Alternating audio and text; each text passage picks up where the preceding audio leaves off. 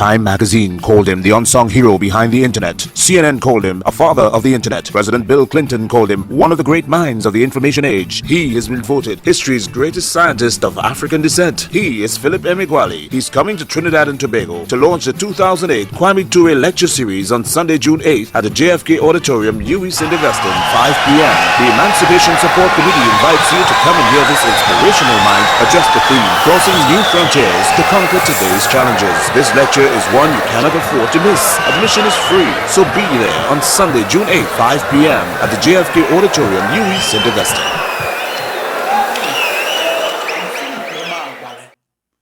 I'm often asked to explain why I left the southeastern region of Nigeria for Oregon in the Pacific Northwest region of the United States. I decided to leave Nigeria 6 months after its 30-month-long war was over. I left before significant petrodollars flowed into Nigeria. I was a Biafran refugee who dropped out of school from ages 12 to 15 and dropped out of school again from ages 17 to 19. I dropped out to live in refugee camps of Biafra of the Nigerian Civil War. 1 in 15 Biafrans died during that 30-month-long war. More Igbos died in Biafra than during the era of slave trade. In the list of the worst genocidal crimes of the 20th century that was committed against humanity, the death of 1 in 15 Biafrans was ranked 5th. I left Nigeria for the USA because I wanted to stay afar from Biafra. Back in June 1970 and at age 15, in Onitsha, East Central State, Nigeria, I was confident that my school grades and scores in the American Scholastic Aptitude Test, called SAT, will guarantee me a scholarship to the USA. The scholarship letter that brought me to Oregon, USA, was dated September 10, 1973. So I had even wanted to leave Onitsha for Oregon earlier, in May 1973. I missed the September deadline and postponed my travel to mid-December 1973. Yet I didn't have a travel passport until December 28, 1973. For those reasons, I changed the date of my visa interview to March 1974. The US Consulate in Victoria Island, Lagos, issued me a visa on March 21, 1974, which I picked up the following afternoon. 24 hours later, at 3 o'clock in the afternoon of Saturday, March 23, 1974, I was pacing inside the Ikeja Airport of Lagos, Nigeria. In 1976, that airport was renamed the Murtala Mohammed International Airport. 2 hours later, I had taken a seat in a Pan Am aircraft for my first airplane flight. That flight to the USA was an overwhelming experience. 48 hours after I left our compound, that was adjacent to Uzo Igwe Primary School, Asaba, Nigeria, I was in 36 Butler Hall, Monmouth, Oregon. My flight to Oregon included a brief stopover at the John F. Kennedy Airport. Prior to my first airplane flight of March 23, 1974, from the Ikeja Airport of Nigeria, the closest I came to an aircraft was to the Russian-made MiG-17 jet fighters that strapped Onitsha, Biafra, with its machine gun fire. Those Russian military aircrafts were purchased by the Nigerian Air Force and flown by foreign mercenary pilots. The war policy of the Nigerian Air Force was to bomb first and ask questions later.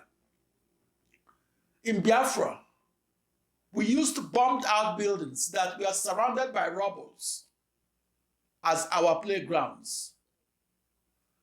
In the last 30 months of the 1960s, the Russian-made Ilyushin IL-28 jet bombers dropped bombs on hospitals, markets, and refugee camps in Biafra.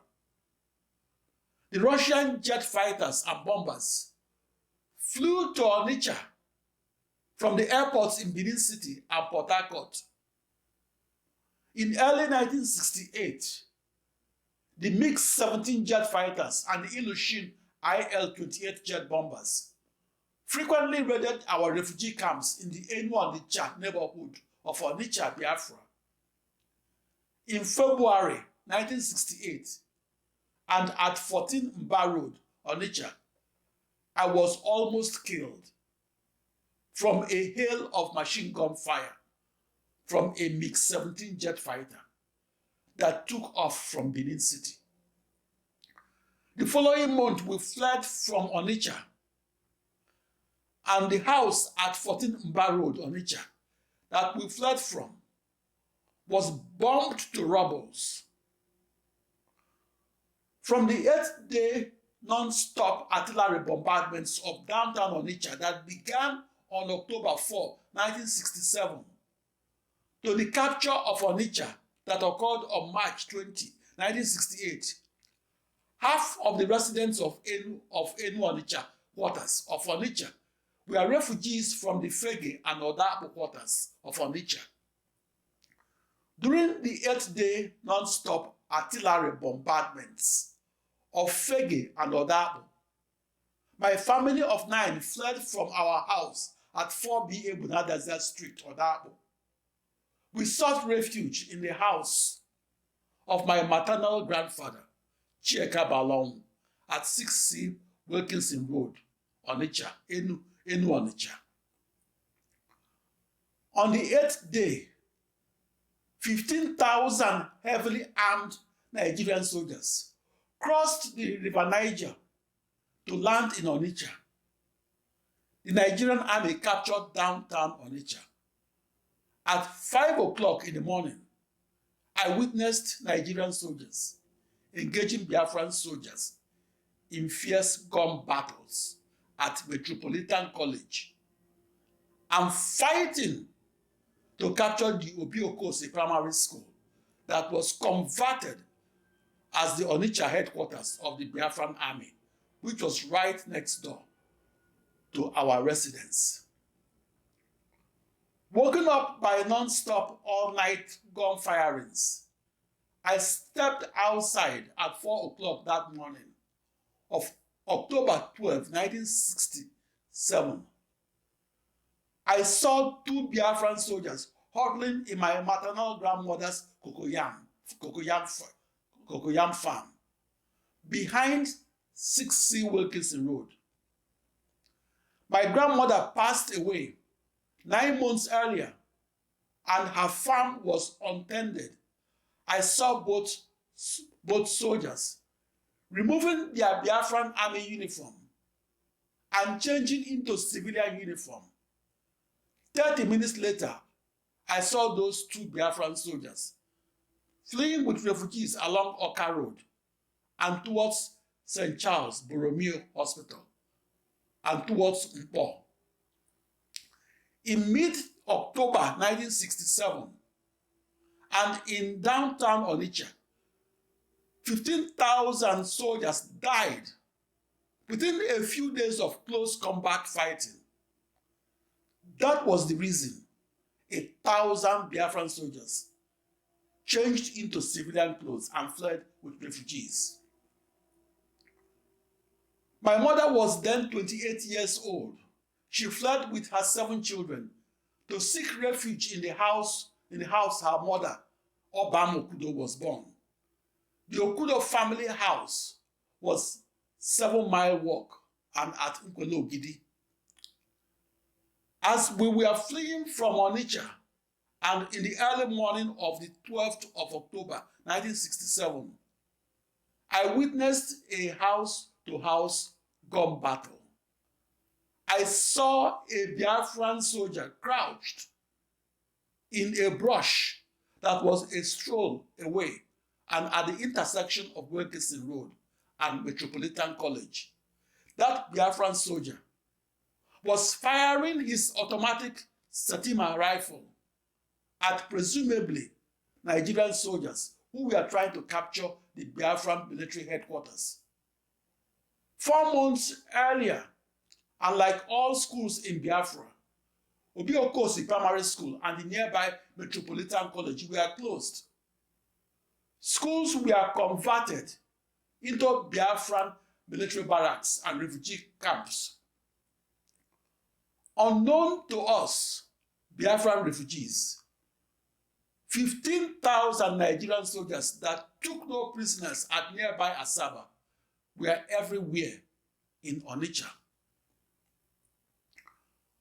5 days earlier, in Asaba, on October 7, 1967, 700 unarmed male civilians were gunned down and buried in mass graves.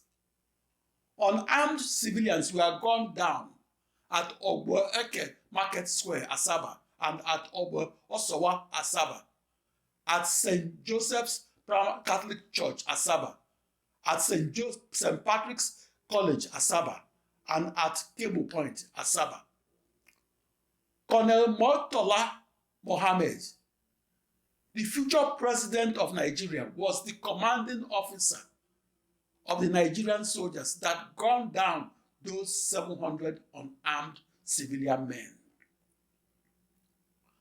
After the dance of death killing spree, Asaba was described as a ghost town and as a town with women and no men. Please allow me to quote the London Observer issue of January 21, 1968. The greatest single massacre occurred in the Igbo town of Asaba, where 700 Igbo males were lined up and shot. That was the reason we fled from the advancing Nigerian soldiers during the first battle of Onitsha. On the early morning of October 12, 1967, and after 8 days of non-stop artillery bombardments that originated from the west bank of the River Niger at Asaba, 15,000 Nigerian soldiers made a surprise landing and for a few days captured the east bank of the River Niger at Onitsha. Throughout the 30-month war, the advancing Nigerian army outgunned and outmanned the retreating Biafran army by 4-1.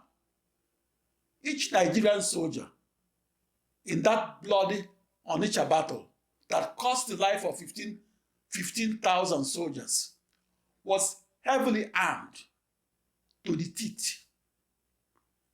In the ensuing gunfighting and pandemonium of the early morning of October 12, 1967, we, the Ndi Onitsha refugees of Umuasele village, fled in the opposite direction and away from downtown Onitsha. My family began our flight along Wilkinson Road. 30 seconds along Wilkinson Road, a spent rifle bullet shell fell a few inches in front of my feet, proving that Nigerian soldiers were in our backyards. We rested for a few days in Nkwele-Ogidi before fleeing deeper to Oka, Biafra, and in November 1967. On the 19th of January 1968, Oka was captured by Nigerian soldiers. We barely escaped. My family fled from Oka and sought refuge in my paternal uncle's house at 14 Mba Road in Onitsha. Back in October 1967, in Onitsha, Biafra, we were fleeing from the heavy artillery bombardments that were originating from the west bank of the River Niger at Asaba. Those artillery bombardments drove the refugees as well as some soldiers out of downtown Onitsha. The Nigerian artillery bombardments, quote unquote, softened Onitsha for their follow-up man-to-man military offensive that began on October 12, 1967. On the later date, daredevil Colonel Murtala Mohammed led a terrifying amphibious assault of a Nigerian 10-boat armada that ferried 15,000 well-armed soldiers across the River Niger and from Asaba to Onitsha. After 8 days of non-stop artillery shelling, those 15,000 Nigerian soldiers fiercely engaged poorly armed and fewer Biafran soldiers. The fighting was house to house and lasted from October 4th through 12th, 1967. Those military bombardments of Onitsha were executed under the guidance of the future president of Nigeria, Colonel Murtala Mohammed.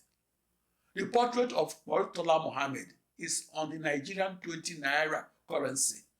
He is the namesake of Nigeria's Murtala Mohammed International Airport. The aircraft bombing raids of Onitsha were at their peak in the few days before March 20, 1968, the day the city was captured. Egyptian pilots flew the Ilyushin IL-28 jet bombers, and pilots of European ancestry flew the MiG-17F jet fighters. The MiG-17F was flown by 16 foreign mercenaries, such as the former UK's Royal Air Force pilot John Pallister and South African RAF trained pilot Ernest Klutwig and Briton Paul Martin. As a British mercenary pilot, Mike Thompsett was extravagantly paid 1,000 British pounds per month. That was almost 1,000 times the salary of a Nigerian soldier. In February 1968, the 36-feet-long MiG-17 jet fighter was routinely flown past our temporary residence at 14 Mba Road, Onitsha, Biafra. The MiG-17 was flown by mercenary pilot Mike Thompsett. MiG-17 was a high subsonic aircraft that was first flown in 1950. Throughout that 30-month-long war, which ended on January 15, 1970, the Biafran army did not possess anti-aircraft missiles or air defense systems. But children hear better than adults and warned us when the MiG-17 was 3 miles away. Children, not dogs, had the jet engine whines of this MiG-17. Children alerted the adults whenever the Nigerian jet fighter or bomber that departs from Benin City is flying from downtown Onitsha to uptown Onitsha.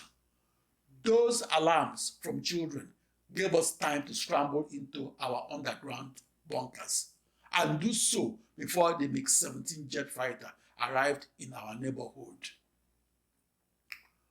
We sought refuge inside an underground bunker that was beside the house of Uncle John Emeagwali at 14 Mba Road, Onitsha. That house was destroyed during the Nigerian artillery bombardments that were aimed to drive the Biafran soldiers away. Those artillery bombardments made it easier for the Nigerian army to capture Onitsha and overrun the commercial city by the early morning of March 21, 1968.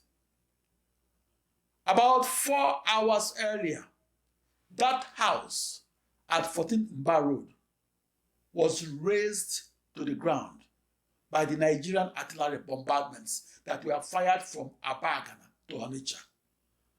My family of 9 narrowly escaped death. We escaped to Oba, Biafra, and from a soon-to-be bombed house, and did so in the late evening of March 20, 1968.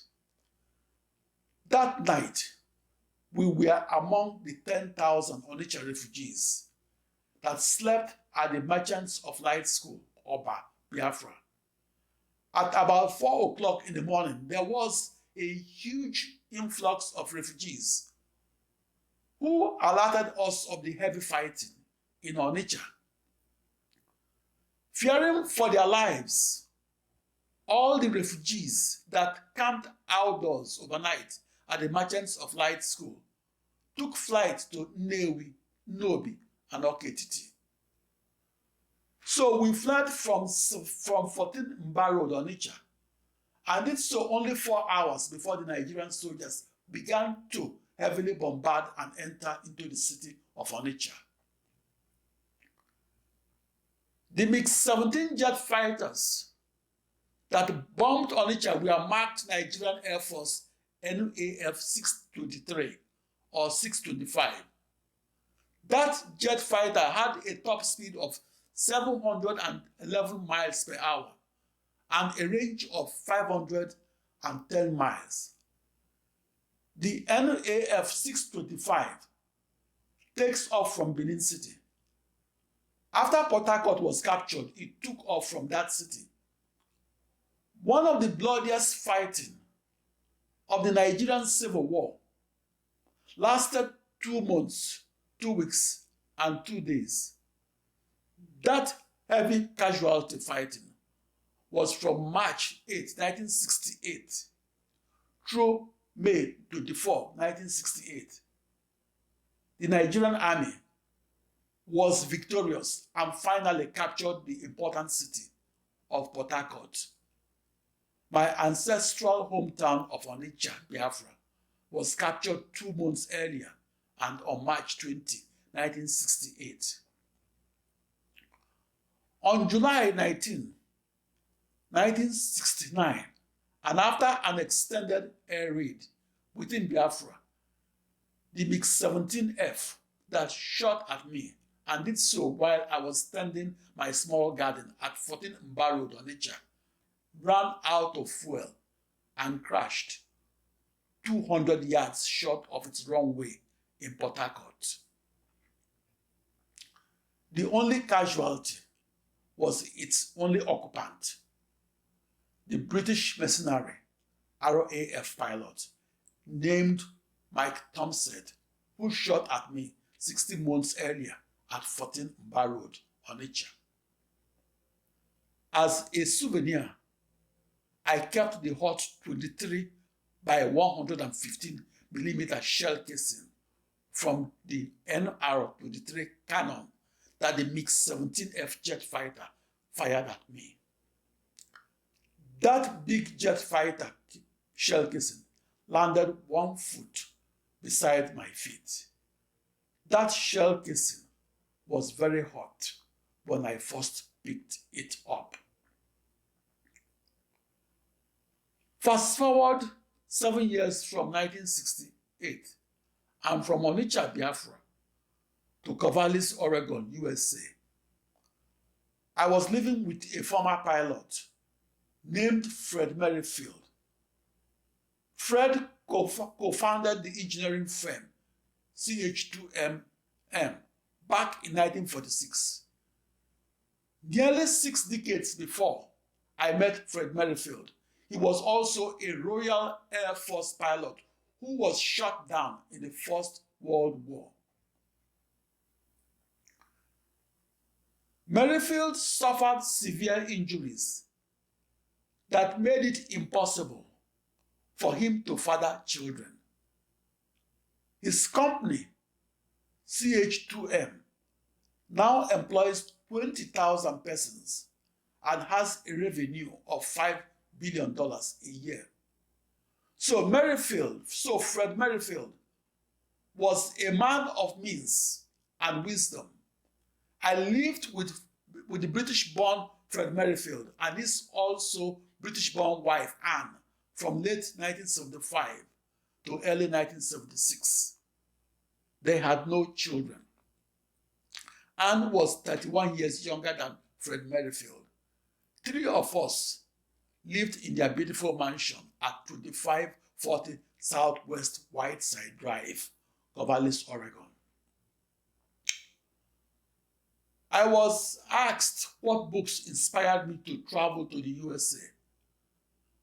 At age 9, I read what my father read. My father subscribed to 2 Nigerian newspapers, the West African Pilot and the Daily Times. He also subscribed to 2 American magazines, the Reader's Digest and the Rosicrucian Digest.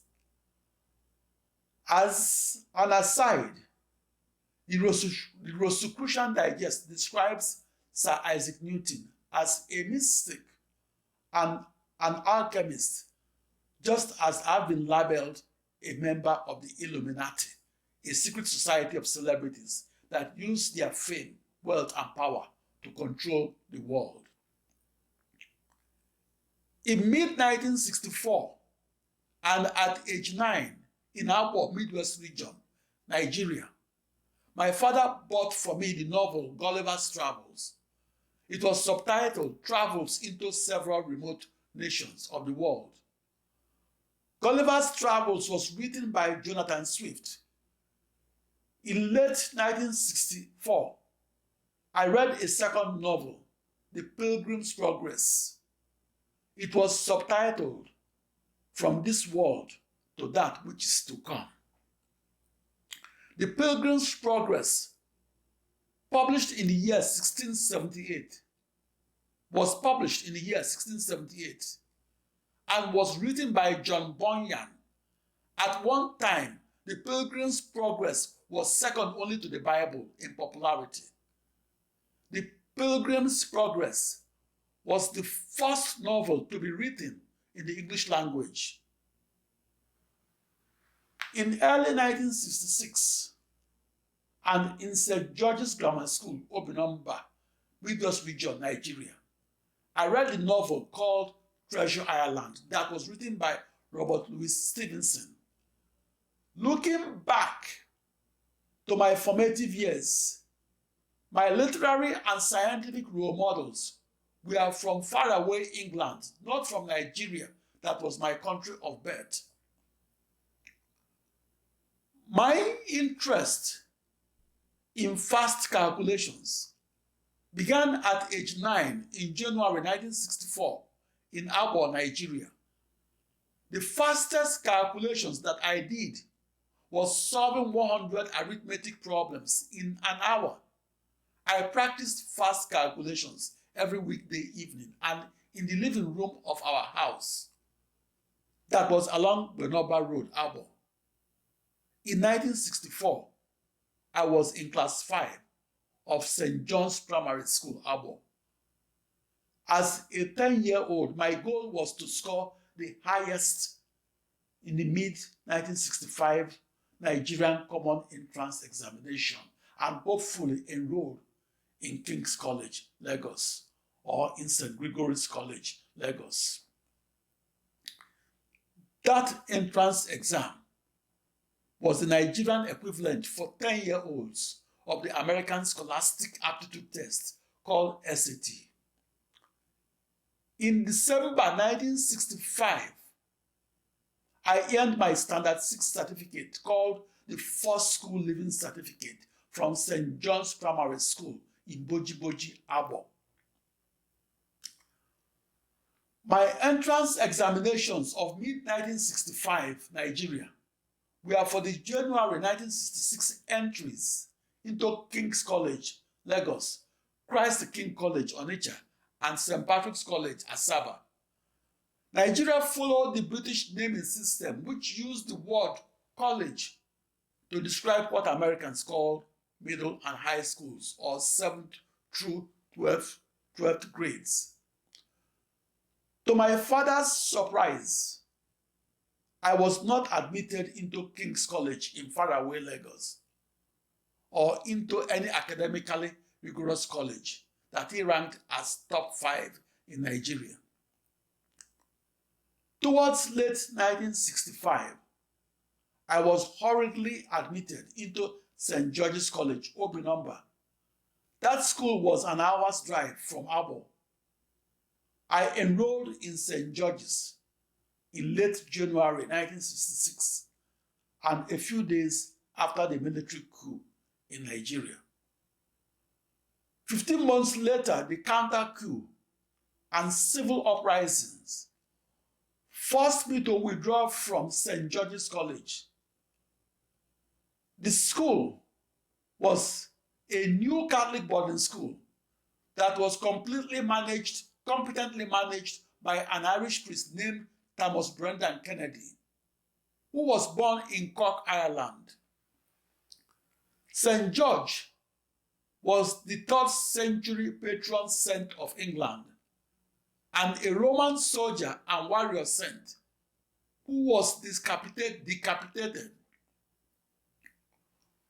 Post-colonial African schools are named after African-born heroes, such as Sheikh Anta Diop and Obafemi Awolowo universities. Africans are learning from the French people who wear their history of science on their sleeves. Dozens of streets in Paris, France, are named after French scientists who contributed to science. Boulevard Louis Pasteur was named after the 19th century biologist who discovered pasteurization and microbial fermentation and the principles of vaccination. On September 30, 2010, I had a day-long urban hike through the streets of Paris, France. I learned that nearly 100 Parisian streets, boulevards, and squares were named after French mathematicians. I'm a 21st century mathematician who is the subject of biography reports that are titled Famous Mathematicians and Their Contributions. I'm studied alongside mathematicians like Pythagoras, Blaise Pascal, Isaac Newton, and Albert Einstein. For me, it was a surreal experience to stroll across streets named after French mathematicians and realize that in 1,000 years, a mathematician will be driving across Philip Emeagwali Road in Nigeria or USA. At ages 11 and 12, I was an altar boy who helped the priest during a Catholic service. I was trained as an altar boy by a Catholic priest named Thomas Brendan Kennedy. On Sunday mornings, I traveled with Reverend Kennedy. We traveled from St. George's College, Obinamba, to small Nigerian villages such as Obiaroko, Umutu, Abavo, and Abraka. From late January 1966 through late April 1967, I sang in the Catholic church choir of the small villages named Obinamba and Obiaroko. We sang Gregorian chants, the traditional Catholic music in Latin text. My favorite was Dies Irae, Dies Illa. As an 11-year-old boy, altar boy, in the Catholic Church, Thomas Kennedy was my role model, and I considered becoming a priest. At age 12 and in late April 1967, my mother suddenly showed up in St. George's College, Obinumber. I knew she came to take me away because the Igbos living outside Igbo land were fleeing back to Igbo land.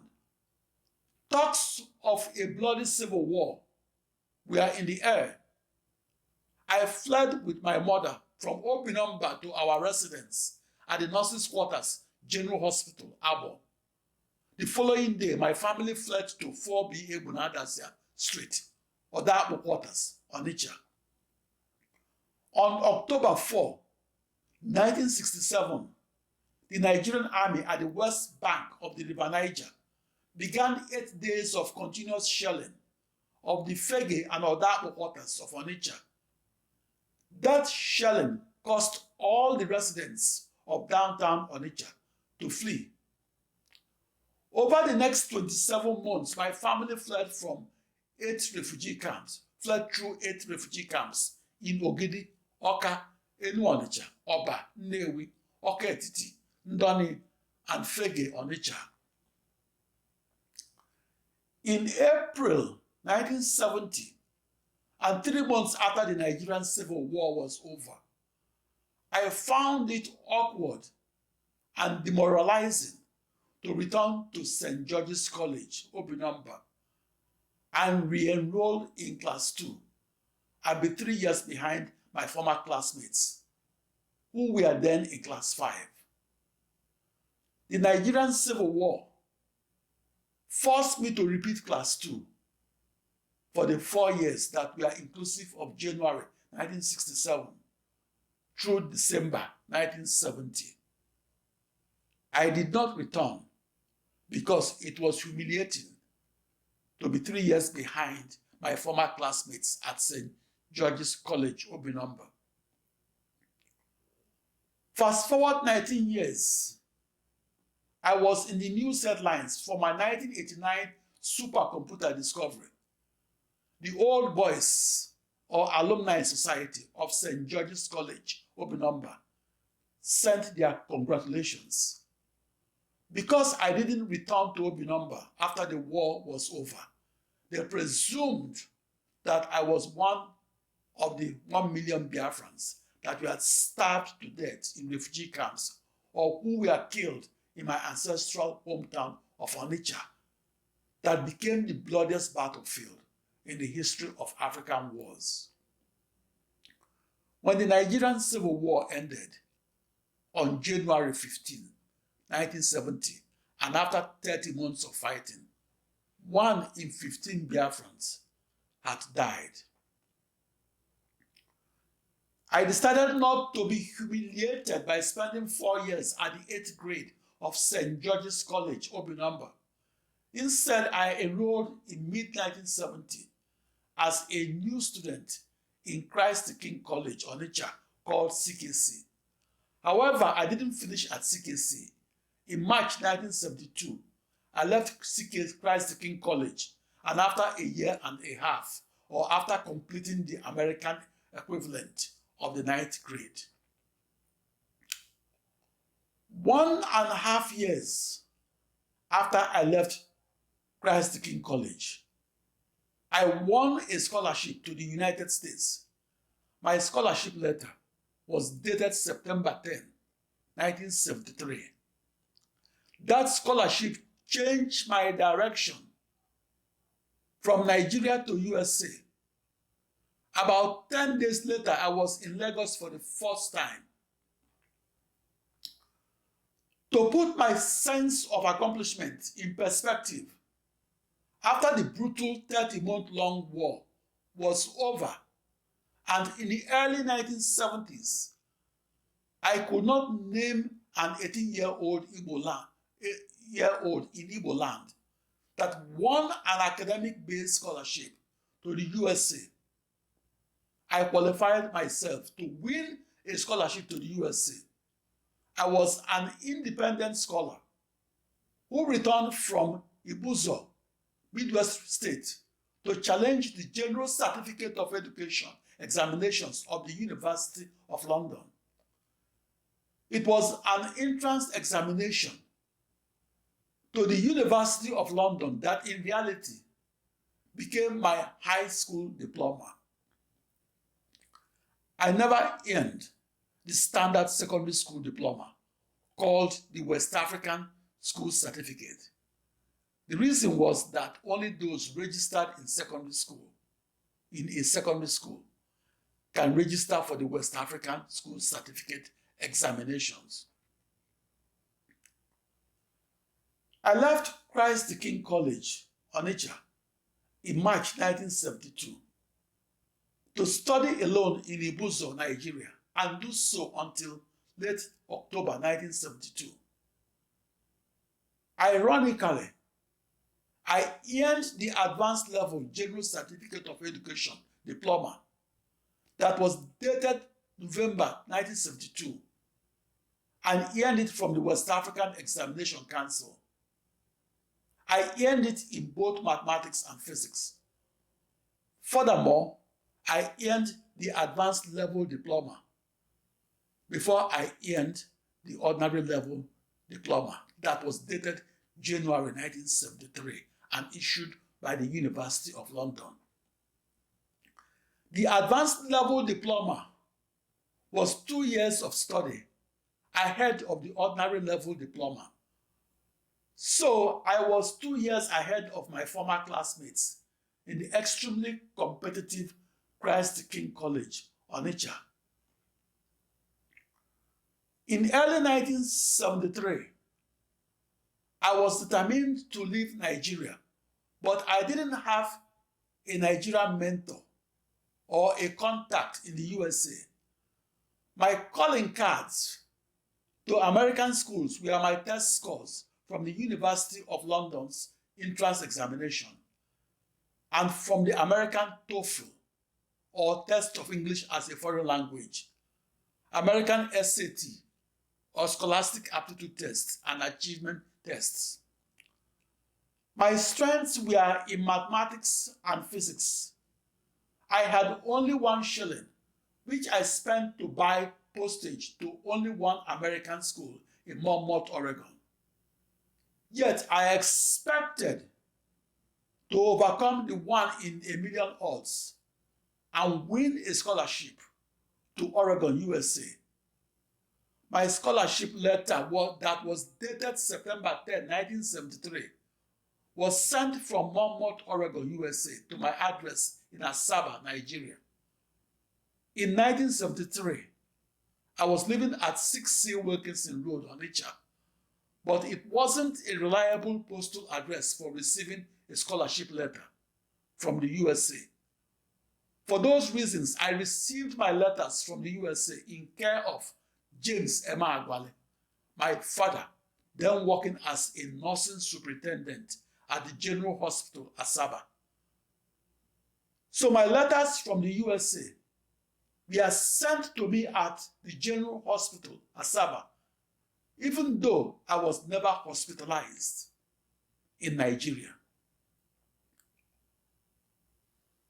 For the 6 months following September 21, 1973, I made several trips from near the General Hospital, Asaba, to the post office in Onitsha. I came to Onitsha to mail important letters, such as my scholarship acceptance letter to the USA. I made that 4-hour trek because I didn't have faith in the post office in Asaba. Furthermore, I made trips to the Student Advisory Committee of the East Central State Ministry of Education, Enugu. I journeyed to Enugu to get a clearance letter that asserted that my proposed field of study was not available in Nigeria. That clearance letter was my pretext to study in the USA instead of in Nigeria. After receiving my clearance letter, I traveled to the Nigerian Passport Office at 27 Kakawa Street, Lagos. the chief passport officer in Lagos, had a reputation as the most corrupt man in Nigeria. I had my F1 visa interview on March 20, 1974. I was interviewed by Mr. Glassel, the consular officer at the US Embassy, Lagos. After a 6-month delay in getting my Nigerian passport and my American F1 student visa, I left my hometowns of Asaba and Onitsha, Nigeria, for my new residence at 36 Butler Hall, Monmouth, Oregon. On the early morning of Saturday, March 23, 1974, when I left Onitsha via the Midwest line, Abuja, the future capital of Nigeria, wasn't in my vocabulary. In 1974, Abuja wasn't on the map of Nigeria. Half a century later, I have yet to visit Abuja. I have never visited northern Nigeria. Thank you very much.